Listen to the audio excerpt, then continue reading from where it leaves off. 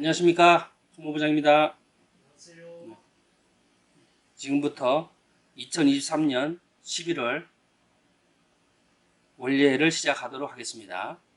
지금 유튜브로 들어오신 분들께서는 다른 동료분들 같이 볼 수 있도록 서로 연락하시어 많은 참여 부탁드립니다. 그럼 첫 순서로 신입 직원 소개를 하겠습니다. 이달 신입 직원은 한 명입니다. 검진사업부의 김주연 사원이 10월 17일자로 입사하여 현재 근무 중입니다.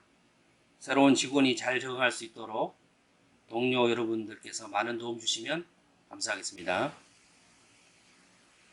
다음 순서는 11월 생일을 맞은 임직원 축하해주는 시간을 갖도록 하겠습니다. 11월 생일을 맞은 임직원은 총 8명입니다. 명단을 호명해 드리며 호칭은 생략하도록 하겠습니다. 진단검사팀 신민희 사원, 재무팀 나영도 과장, 치과팀 오현성 사원, 치과팀 조영실 사원, 내시경팀 김소민 사원, CS팀 조설희 사원, 업무팀 나지수 사원, 기초언어팀 손선미 사원, 이상 호명한 8명 전원에게는 재단에서 소정의 축하 선물을 지급하였습니다. 11월 생일 맞으신 모든 분들 축하드립니다.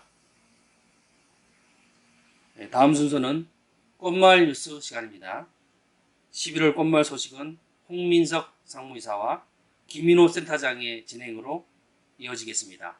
같이 시청하시겠습니다.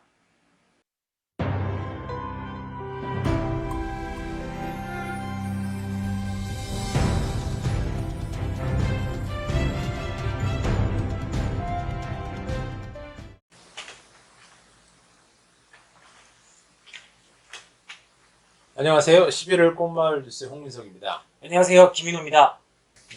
1년간 다양한 소식으로 이제 꽃마을 뉴스를 진행을 해왔었는데 성수기를 맞아서 이제 좀 더 새로운 내용으로 담아봤습니다. 다들 잘 알고 계실 텐데 MBTI 테스트에 대해서요. 다들 아시듯이 단순히 재미로 보는 사주같이 느껴질 수도 있는데 이게 실제로는 미군에서 제일 처음에 심리학자가 그 개발을 한 그 심리 테스트라고 하고요. 이 검사법으로 이제 도출되는 결과가 이제 16가지고 사람을 그 16가지 성격으로 유형별로 나눌 수 있어서 이제 굉장히 신뢰도가 높아 보입니다. 네, 성우님 저랑 MBTI 같은 거 알고 계시죠? 네. 저도 ESTJ인데요. 이거는 관리자의 성향으로 나타나 있다고 합니다. 또 MBTI 중에서 두 번째로 부자가 많은 타입이라고 하는데요. 네, 그래요? 그만큼 연경이 크게 발전할 수 있도록 더 큰 노력을 기울여야 될 것 같습니다. 네, 오늘 뉴스는 미국 메드스쿨 인사이더라는 유튜브 채널에서 병원 종사자들의 MBTI를 분석한 내용으로 준비해봤습니다. 사실 이 영상에선 주로 의사들의 그 전문 분야를 다루고 있지만 본인의 성향에 따라 궁합이 맞는 직무가 따로 있다는 점이 좀 흥미로워서 이 소식을 좀 준비해봤습니다. 네, 우리가 병원인 만큼 병원에 종사하시는 분들이 어떤 유형의 MBTI를 가지고 계신지를 한번 알아봤습니다. MBTI는 E하고 외향적인 성향을 가진 E하고 내성적인 I로 나뉘는데 명상의학과, 병리과, 마취과와 같이 이제 환자하고 상호작용이 가진 적은 분야는 I의 성향이 맞고 환자하고 상호작용이 굉장히 높은 분야인 정신과, 소아과, 가정의학과, 내과 등은 E가 잘 맞다고 합니다. 저도 잘 몰랐는데 N은 이제 감각을 나타내고 S는 인식을 나타내는데 N하고 S로 나눠봤을 때는 N은 이제 손으로 정교한 수술을 많이 해야 되는 이제 외과가 적합하고요. S는 이제 정신과나 신경과가 적합하다고 합니다. 그리고 그 사고형인 T, 그리고 감정형인 F, 관점으로 봤을 때는 T는 객관적인 데이터하고 정교한 업무가 이제 필요시되는 이제 병리과나 이제 외과, 그리고 감정형인 F는 예상대로 소아과, 정신과로 분야를 정하는 것이 효과적이라고 하네요. 네. 성우님은 혹시 이거 준비하시면서 각각의 유형별 뭐 뜻이라든지 이런 분류를 알고 계셨는지 모르겠습니다. 전혀 몰랐죠. 네, 사실 저도 MBTI 말은 많이 들었는데 그리고 제 MBTI가 뭔지도 알고 있었지만 사실 각각의 나타내는 그 유형들이 어떤 거인지에 대해서 전 잘 몰랐었거든요. 16개가 너무 많아가지고, 그러니까 그 혈액형 할 때는 간단했는데, 16개가 너무 많아서 나는 그냥 내가 ESTJ다. 네, 이거만 알고 관심의 있었어요. 문제인 것 같기도 하고 네. 이번 기회를 통해서 좀 자세하게 알아볼 수 있는 것 같아서 뜻깊은 시간인 것 같습니다. 자, 다음으로는 우리 직원들도 한 번쯤 생각해 볼 수 있는 그 병원 종사자들의 유형을 전체적으로 분석한 결과를 좀 말씀드려 보겠습니다. 제 주변에도 많이 있는데요. 그 ENFP의 경우에는 마케팅 홍보 분야에 어울린다고 하고요. ENFJ는 팀을 아우르는 부서장으로 가장 어울리는 유형이고, INFP, ESFJ는 고객 지원팀이나 예약팀 같은 상당직에 잘 어울리고, INFJ는 영업직이 적합하다고 합니다. 또 ENTP의 경우에는 기획 업무나 발표가, INTP는 판독이나 해석 쪽, 즉 저희 쪽으로 따지면 결과 지원팀과 같은 업무가 어울릴 것 같고요. ENTJ, ESTP는 경영자, 그리고 상무님과 저 같은 ESTJ는 관리자에 맞는다고 합니다. 이어서 INTJ는 주로 혼자 근무를 하시는 분들에게 적합하고, ISTP는 위기 상황에 가장 강한 MBTI라고 합니다. ISTP 같은 경우 그러면 저희는 위기 상황이 있으면 안 되겠지만 발생할 수 있을 만한 곳이 내시경실 같은데요. 그렇죠. 예, 내시경실 분들한테 좀 잘 어울리는 MBTI일 것 같고요. ISTJ의 경우 규칙을 준수하고 안정을 추구하는 저희 재무팀, 총무팀 같은 행정부서에서 적합하고, ESFP는 디자이너, 그리고 ISFP는 친절하고 활동적입니다. 그래서 우리 병원의 경우에는 이제 CS팀 같은 경우 ISFP가 좀 잘 어울릴 것 같습니다. 마지막으로 ISFJ, 이거는 정의로움이 강하고 애사심이 강하고 그리고 민원 처리에 좀 능하다고 합니다. 저희가 지금까지 다양한 헬스케어 종사자의 MBTI 적합성에 대해서 좀 알아봤는데요. 저희 명경의료재단의 경우에는 자신의 적성에 맞는 부서에서 일을 하고 있을까 궁금해서 저희가 이번에 한번 쭉 전체적으로 조사를 했었거든요. 전체 104명을 대상으로 간단히 설문조사를 진행했었는데 몇 가지 재미있는 결과가 도출됐었습니다. 먼저 제일 많았던 MBTI는 총 21명, ISFJ로 나왔습니다. 저도 예약팀이지만 정의롭고 민원 처리에 능하고 애사심이 강한 우리 MBTI라고 설명을 드렸는데 결과를 보고 조금 놀라웠고 그만큼 우리 병원의 인력들이 훌륭하게 구성되어 있구나 라는 생각을 좀 하게 되었습니다. 그러니까요. 20%나 되는 숫자가 이제 네, 회사 이제 애사심이 강한. 네, 그렇습니다. 우리가 아주 럭키한 것 같아요. 네. 근데 저 의외였던 거는 영업직이 아니에요.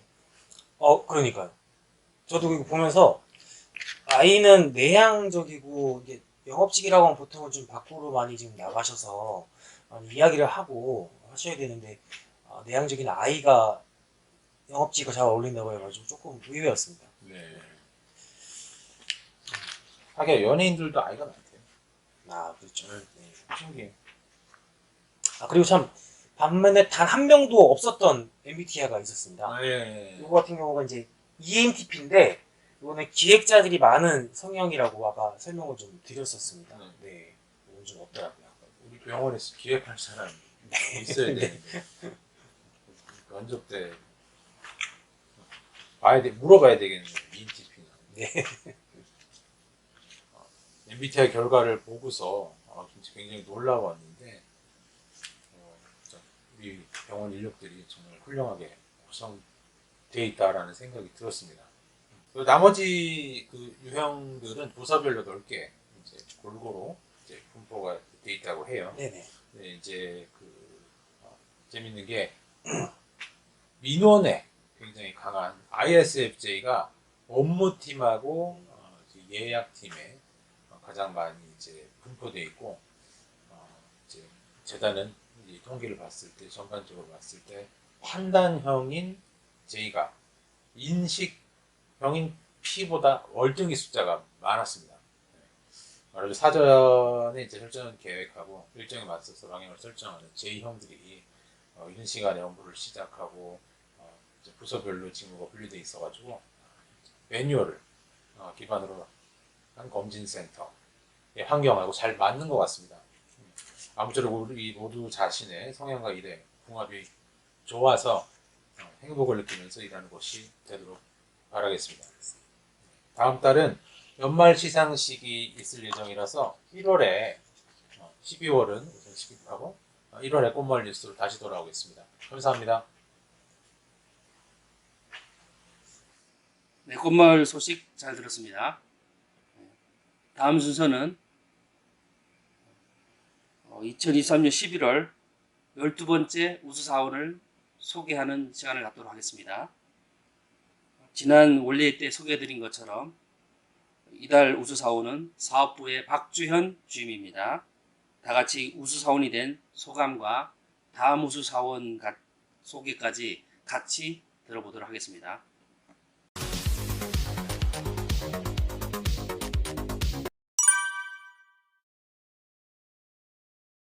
안녕하세요. 사업부 업무지원팀 박주현 주임입니다.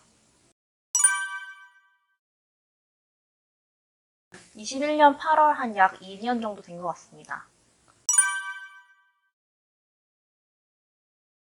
헬스케어 쪽 업무를 한 약 13년 정도 하였는데요. 병원 실습하다가 만난 말기 환자분들을 보면서 미리 발견하면 참 좋았을 텐데 하는 안타까운 마음으로 질병 미리 예방할 수 있는 건강검진센터에서 진료를 경하게 되었습니다.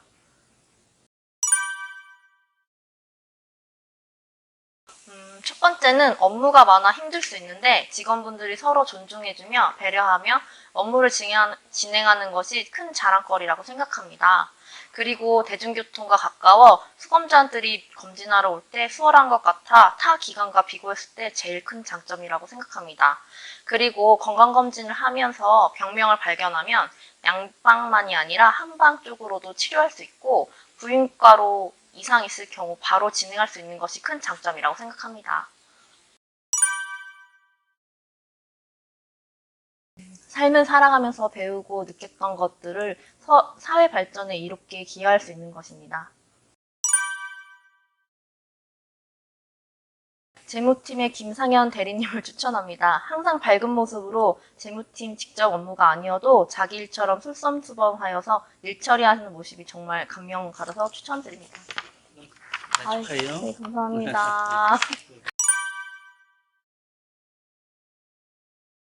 네, 이달의 사원으로 추천해주셔서 감사합니다. 앞으로 더 열심히 하겠습니다. 감사합니다. 네, 다음 순서는 대표원장님 말씀이 있겠습니다. 안녕하세요. 2023년 11월 월요일을 맞아 인사드립니다. 이젠 완전한 아주 가을입니다. 올해 단풍이 아주 예쁘게 물들어 산과 들이 아름답습니다. 요즘은 성수기라 여러분들은 매일매일 바쁜 일정으로 수고들이 많겠죠. 주말이 되면 산과 들로 나아가 가을의 정취를 마음껏 즐기시기를 바랍니다. 이사장님과 저는 매일 아침 일찍 교대 운동장을 몇 바퀴씩 돌면서 교대 캠퍼스에서 변화해가는 계절을 느끼고 있습니다. 여러분도 멀리 나가기 힘든 경우에는 점심시간을 이용해서 교대 운동장 한 바퀴 걷는 것도 좋을 것 같습니다. 1996년 10월 19일은 꽃마을 한방병원이 개원한 날입니다. 벌써 27년이 흘렀습니다. 개원 초기에는 주년 행사도 해마다 가졌었는데 근래에는 조용히 지나가고 있습니다. 한방과 검진센터가 좀 더 발전하면 예전처럼 다채로운 주년 행사를 하여 전 직원이 한마음이 되어 큰 기쁨을 나누었으면 좋겠습니다. 여러분 모두 매일매일 고객 응대에 감정노동으로 힘들 텐데 스트레스를 풀기 위한 해결책들을 강구해 봐야 될 것 같습니다. 환절기, 독감, 감기 조심하시고 건강한 나날이 되기 빕니다. 다음 달 뵙겠습니다. 감사합니다. 네, 대표원장님 말씀 잘 들었습니다. 다음 순서는 패스에게 물어봐 시간입니다. 이사장님의 명쾌한 조언과 말씀을 이번 달에도 기대하며 같이 경청하도록 하겠습니다. 세상이 왜 이래 왜 이렇게 힘들어 임직원 여러분 안녕하십니까? 우리 직원들이 테스에게 물어봐 열심히 참여하시고 좋은 질문 많이 보내주시고, 그런데 아무래도 테스에게 물어봐만 그동안에 하니까 좀 심심해서 그런지 좀 여러분들이 참여도가 떨어지는 것 같아서 제가 그 유머하고 조금 재미있는 프로그램을 집어넣어서 하게 됐는데, 그래서 그런지 지난달부터 여러분들의 그 참여가 훨씬 더 적극적이고 또 열렬해서 저도 굉장히 기쁩니다. 계속해서 테스에게 물어봐와 더불어서 유머 프로그램도 여러분들 관심을 가지고 한번 경청해 보시기 바랍니다. 유머를 이번에도 한 서너 가지 말씀을 드릴게요. 첫 번째는 과자 이름과 관련되는 유머입니다. 과자 이름. 어느 대학교에서 경제학 교수님께서 마케팅 강의를 하고 있었습니다. 교수님 왈 과자 이름에 똥과 같은 부정적인 이미지의 글자가 들어가면 그 영향으로 인해서 판매가 감소하게 됩니다. 똥과 같은 이런 이름이 들어가서는 안 되겠다, 이런 말씀을 했어요. 그러자 그때 그 학생 중 하나인 사오정이 손을 번쩍 들고 말했습니다. 교수님, 똥자가 들어가도 잘 팔리는 제품이 있습니다.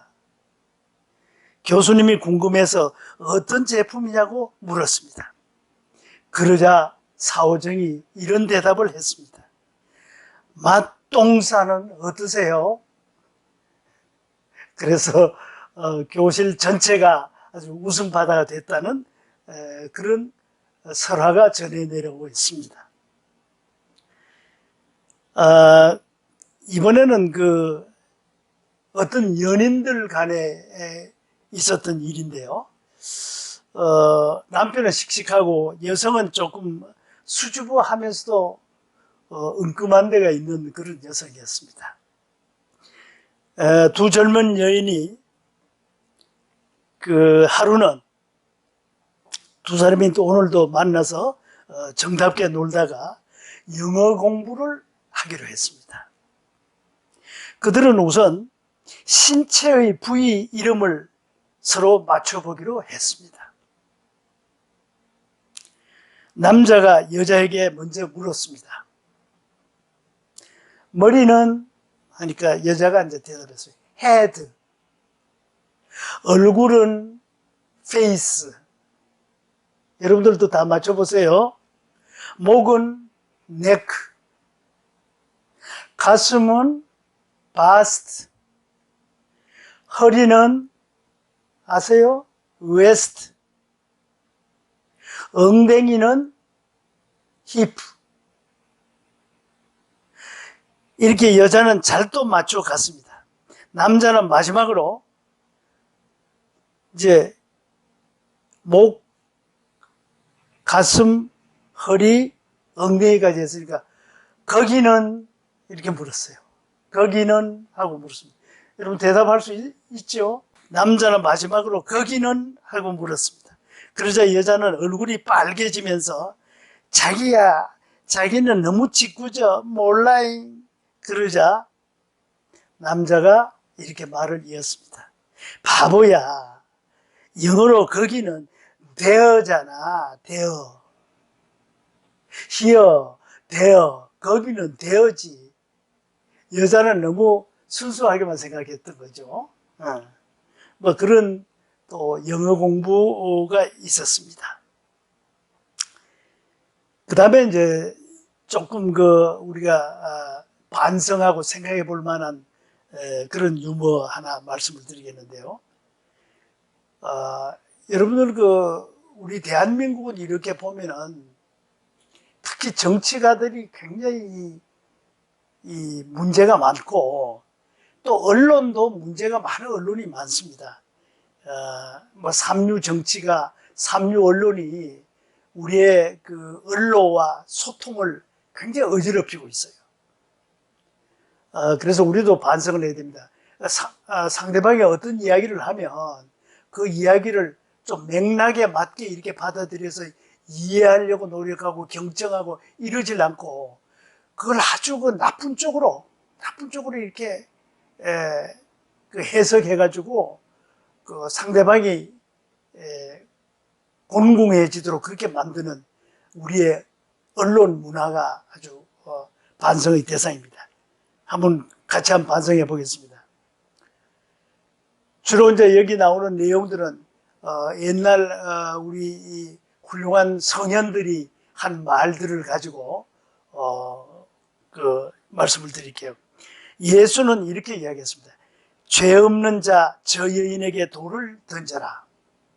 기억나시죠? 성경에 죄 없는 자 어떤 간음한 여자를 데리고 와서 예수한테 사람들이 데려와 가지고 이 여자가 간음을 했어요. 이 여자를 심판해 주세요. 이랬더니 예수께서 말씀하시기를 죄 없는 자 저 여인에게 돌을 던져라. 그런데 우리 사회에 이런 말이 나오면은 예를 들면 여당이 이런 말 하거나 야당이 이런 말 하면은 반대당에서 뭐라고 이야기했냐.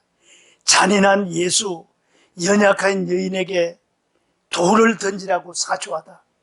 이렇게 나와요.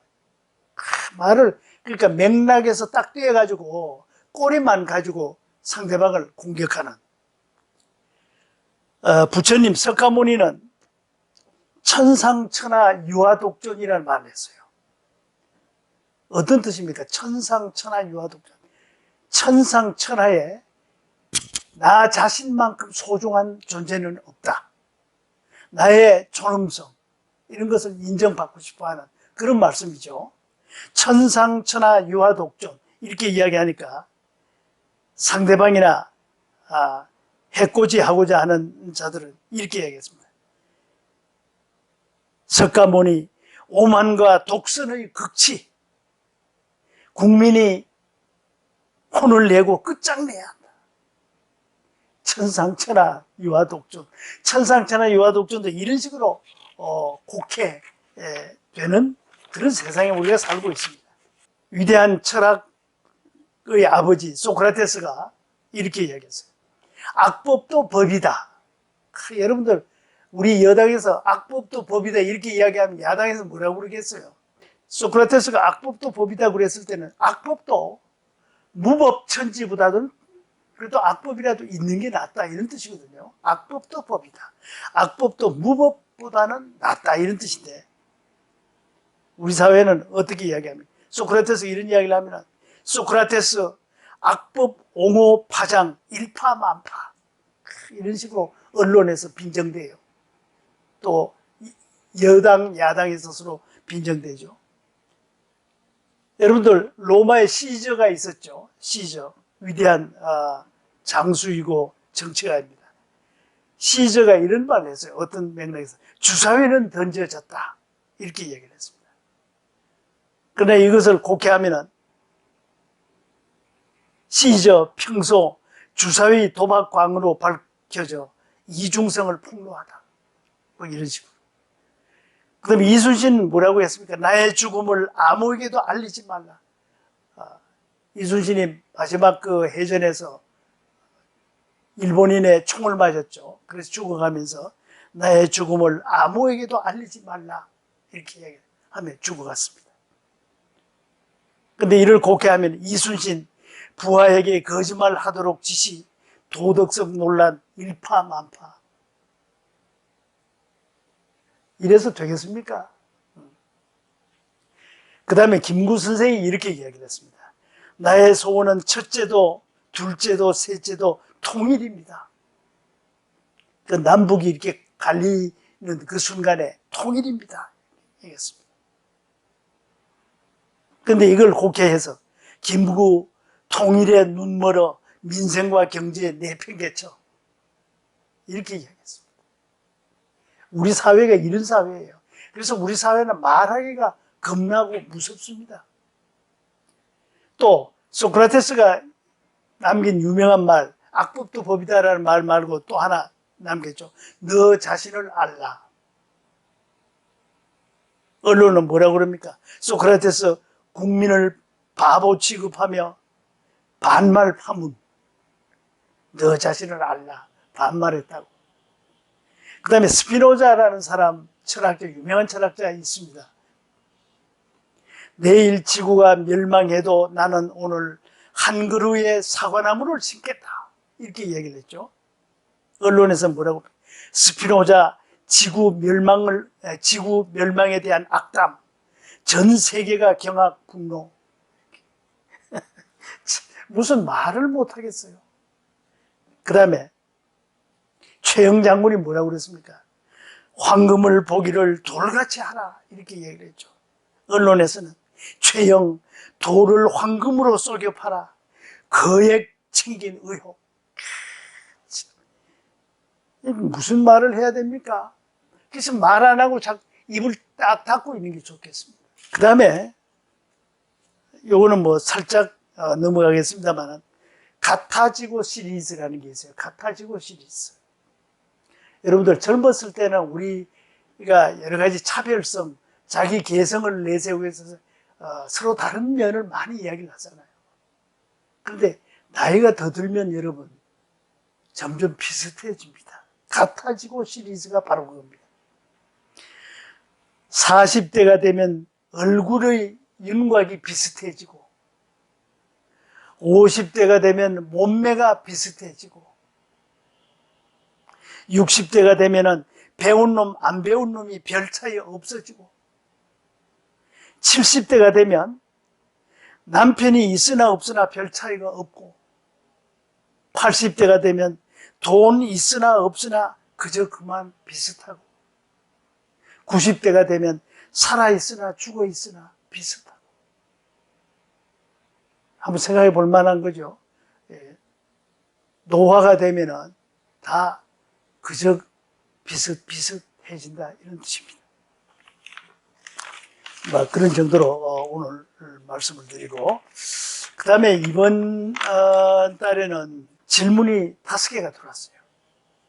근데 아주 괜찮은 질문도 끼어 있습니다. 첫 번째 질문 이런 질문입니다. 최근에는 세계 도처에 전쟁이 일어나고 있습니다. 그래서 불안합니다. 우리 한국도 지금 준전시 상태 아닙니까? 휴전 상태입니다. 지금 실제로 전쟁이 매일같이 확대되고 있는 나라가 이제 우크라이나가 있었고 러시아하고 그 다음에 하마스하고 이스라엘이 엊그제 이스라엘이 본격적인 지상전이 시작이 됐습니다.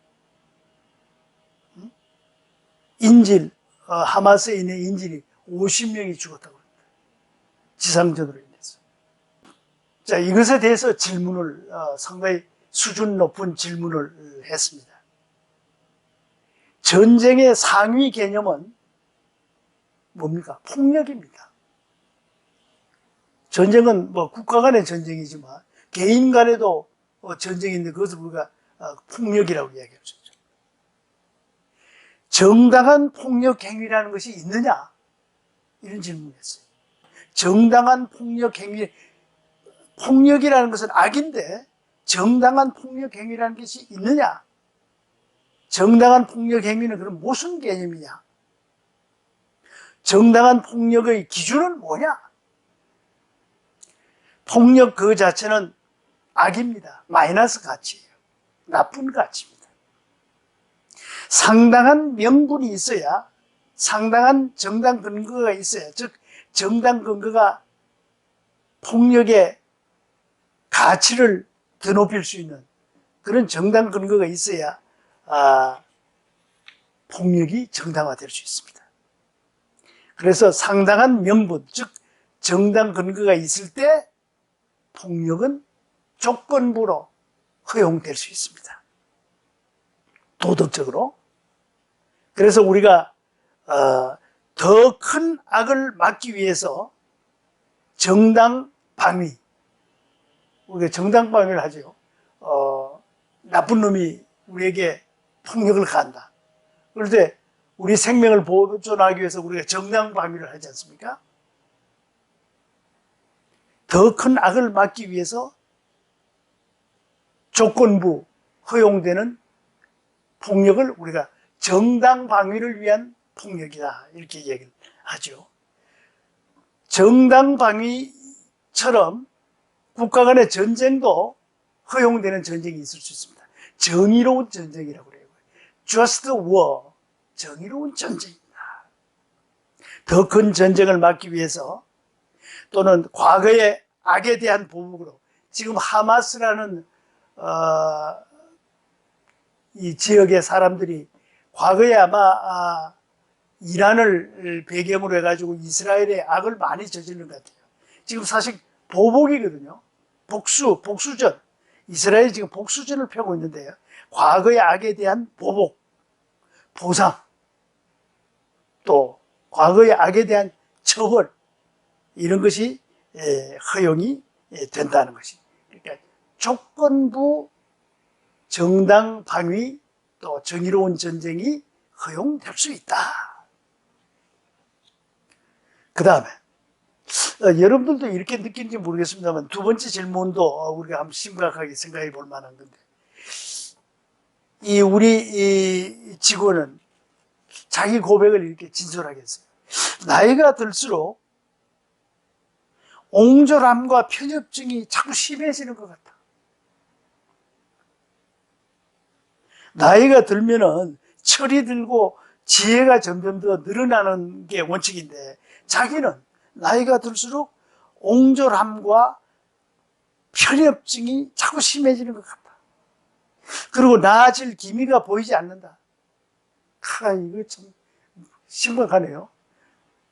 이사장님, 무슨 방도가 있을까요? 자, 저는 이렇게 생각을 했습니다. 사실은 나이가 들수록 자꾸 편협증과 옹졸함이 심해진다는 것은 보기에 따라서는 다르게 설명할 수가 있습니다. 사실상 자신이 옹졸하고 편협하다는 것을 이제 제대로 깨닫는 것이 아닌가, 이렇게 생각이 됩니다. 어릴 때는 못 모르고 그렇게 옹졸하고 편협했는데, 나이가 들 때는 이제는 자기가 옹졸하고 편협하다는 것을 깨닫게 됐다, 이런 뜻이다. 그만큼 어떤 의미에서 지혜로워진 증거이다. 어린 시절은 옹졸하고 편협해도 어리석은 순수함이었어요. 그렇죠? 이 단계를 거쳐서 자각하고 자성하고 마음 공부를 하고, 그래서 점점 더 원숙해지니까 자기의 결함을 이렇게 자각하고 반성하는 게 아닌가. 너무 나쁘게만 생각하지 말고 자기에 대해서 긍정적인 이해도 하는 것이 좋겠다, 이런 생각입니다. 단지 우리가 더 늙어지면은 노욕이 생긴다고 그래요. 늙은 사람들은 노욕이 많습니다. 또 약간 늙으면 또 주책도 있잖아요. 그런 나이에 가서 경계할 일이지 지금은 경계할 일이 아니다, 이런 말씀을 드리고 싶습니다. 단지 여러분들이 우리가 잘 늙기 위해서 제가 유머 팁을 하나 드리겠습니다. 세븐업이라는 유머가 있어요. 세븐업. 7가지 업. 우리의 인품을 업 시킬 수 있는 7가지 뭐라 그럴까요? 팁을 드리겠습니다. 자, 여러분들 잘 늙는다는 게 쉽지가 않습니다. 그렇죠? 자, 7가지 팁을 드리겠습니다. 첫 번째, 클린업. 나이가 들면은 몸을 이렇게 깨끗하게 하는 게 좋습니다. 좀 지저분해져요. 그래서 몸을 더 단장하고 이쁘게 하는 게 중요하다. 첫 번째는 클린업, 그 다음에 두 번째는 드레스업. 나이가 좀 들수록 좀 더 옷을 깨끗하게, 좀 단정하게 이렇게 입는 것이 중요하다. 드레스업. 그 다음에 세 번째, 쇼업. 나이가 들면 자꾸 사람들이 좀 소극적으로 됩니다. 그래서 모임 같은 것도 기피하고 가능하면 숨어 지내고 이러는데 그렇게 하지 말고 쇼업. 나이가 들수록 동창회라든지 친구들의 모임에 자기 얼굴을 내밀고 내가 이렇게 건강하게 살아있다는 것을 보이는 게 중요합니다. 쇼업. 쇼업이라는 게 어떤 현장에 이렇게 탁 나타난다는 뜻입니다. 쇼업. 그 다음에 네 번째는 취업업. 취업업. 나이가 들수록 젊은이들을 이렇게 젊은이들에게 용기를 주고 젊은이들을 격려하고 이런 것이 필요하다. 취업업. 취업거리라고 있잖아요. 취업업. 그 다음에 다섯 번째는 페이업. 나이가 좀 들면은 그래도 젊은 사람보다 돈이 경제력이 있습니다. 그러니까 뭔가 이렇게 맛있는 것도 사주고 또 식사도 식사값도 먼저 지불하고 좀 이렇게 페이업. 그 다음에 여섯 번째는 셧업. 나이가 많으면 말이 많습니다. 셧업. 아까 자기가 용렬하다고 그랬는데 불필요한 말을 자꾸 하게 되는데 셧업. 가능하면은 좀 말을 가려가면서 조리 있게 하는 것이 중요하고 중언부언 하지 말라. 중언부언 했던 말 또 하고 했던 말 또 하는 게 이 늙음의 증거입니다. 그 다음에 마지막 기업. 욕심을 좀 버려라. 나이가 많으면 이게 바로 이제 노욕을 버리라는 것인데 기업. 자기 욕심을 좀 포기해라. 기업. 여러분들 기억하겠습니까? 다시 되풀이하겠습니다. 클린업, 드레스업, 쇼업, 취업업, 페이업, 셧업, 기업. 자, 그 다음에 또 수준 높은 질문이 하나 왔습니다. 이사장이 뭐 요즘 갤러리도 열고 이래서 이런 생각이 떠오르지 않았나 이렇게 싶습니다. 그림 한 점이 있습니다. 그 작품을 복제를 하면은 원작에 해를 끼치게 되나요? 원작의 가치는 그걸 오리지널리티라고 하죠. 오리지널. 원작이라는 것은 원작이 갖고 있는 어떤 특이한 가치가 있습니다. 그렇죠? 그런데 그것을 복제하면 원작의 가치가 부분적으로 훼손됩니다. 그렇잖아요. 같은 게 하나가 아니고 둘, 셋, 넷 있으면 자꾸 훼손되겠죠. 그래서 조건부로 복제가 용납되게끔 법적으로 제한하게 됩니다. 피카소의 작품이 있고 고흐의 작품이 있고 그러면 원작이죠. 그 사람들의 작품인데 그것을 복제하는 걸 법적으로 허가해요. 그것을 우리가 판화라고 얘기합니다. 판화. 그래서 복제에 고유한 번호를 붙여서 원작의 가치 훼손을 제한하는 제도가 있습니다. 판화를 만들어 가지고 많은 사람한테 싼 가격에 원작을 구경할 수 있도록 복제품을 만들 수 있는 법적인 제한 조치가 있습니다. 아주 좋은 질문입니다. 원작을 복제하면은 원작의 가치는 훼손되지만 그러나 그것도 좋은 일이기 때문에 복제가 부분적으로 법적으로 허용된다. 그 다음에 또 좋은 질문 또 하나 나왔어요. 우리 직원 중에 이렇게 착한 직원이 있다는 난 깜짝 놀랐습니다. 치매를 앓으면서 거동이 불편한 홀 시어머니를 모시고 있습니다. 어떻게 하면 좋아요? 시어머니가 이제 시아버지 돌아가셨고 시어머니가 홀로 됐는데 치매도 걸려 있고 거동도 불편한데 어떡합니까? 근데 모시고 있어요. 시어머니의 친자식들, 다른 형제들은 전부 해외에 거주하고 체류해서 우리 부부에게만 그 부담이 떨어졌어요. 그런데 우리는 맞벌이 부부입니다. 그래서 아이들을 방치해 놓고 그 홀로 된 치매, 거동이 불편한 홀 시어머니를 모시고 있습니다. 어떻게 하면 좋을까요?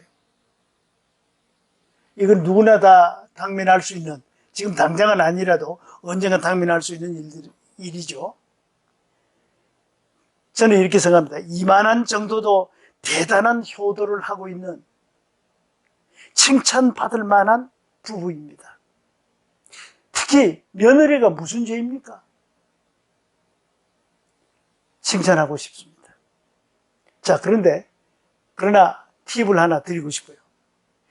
국가에서 보조해주고 있습니다. 지자체에 문의를 하면은 치매 환자는 간병인 보조를 하고 있습니다. 예를 들면 매일 4시간씩이라든지 이렇게 간병인을 보내가지고 무료로 보조하고 있어요.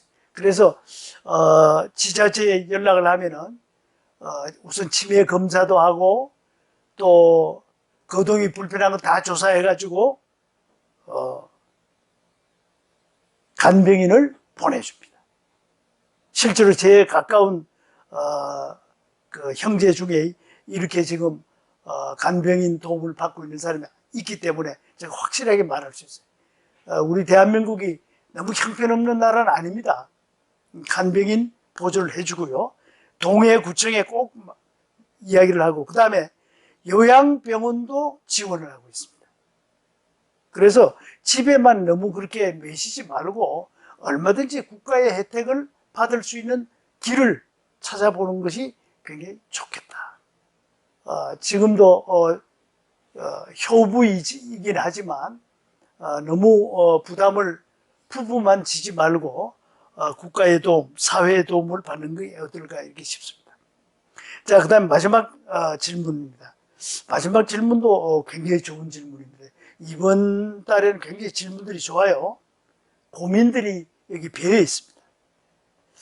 자기 주변에 의욕이 전혀 없는 사람이 있는데 그분에게 어떻게 의욕을 북돋고 동기부여를 해줄 수 있습니까?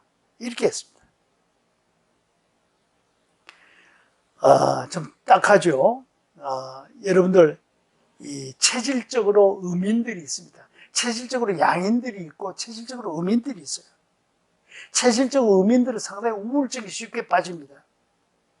또 체질적으로 양인들은 또 도가 지나쳐서 너무 그냥 야단스러운 그런 사람도 있지만 또 거꾸로 음인들은 굉장히 우울증에 빠져 있는데 여러분들 도울 수 있는 일이 많이 있죠. 우리가 적성에 맞는 일거리를 발견하면은 그 직업 생활도 되고 또 취향에 맞는 취미를 또 발견하는 거 이것도 중요하고요. 도처에 의미 있고 재미있는 일들이 있는데 그걸 발견을 못하는 겁니다. 그래서 그 주변에 이런 사람이 있으면은 명랑한 주변인들이 도와줘야 됩니다. 좀 더 의욕을 갖고 인생의 재미를 느낄 수 있도록 돕는 일. 그게 우리가 세상을 혼자 사는 것이 아니라 함께 더불어 사는 것이기 때문에 꼭 그 도움을 줄 수 있는 길을 찾는 것이 좋겠다. 이런 생각을 해봅니다.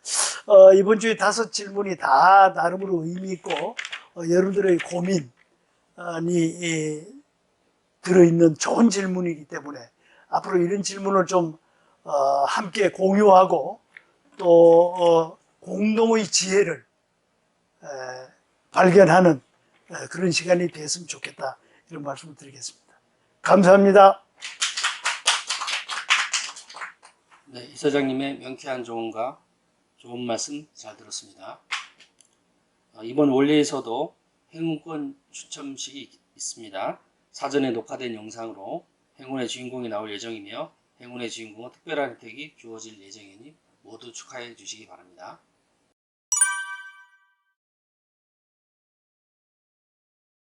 네, 이어서 11월 꽃마을 원래의 행운권 추첨이 있겠습니다.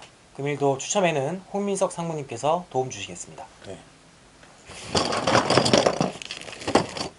여기 있습니다. 와. 축하드립니다. 사업부 이재훈 차장님 당첨되셨습니다. 축하드립니다. 축하드립니다. 그럼 이상으로 2023년 11월 꽃마을 원례를 모두 마치도록 하겠습니다. 모두 수고하셨습니다. 감사합니다.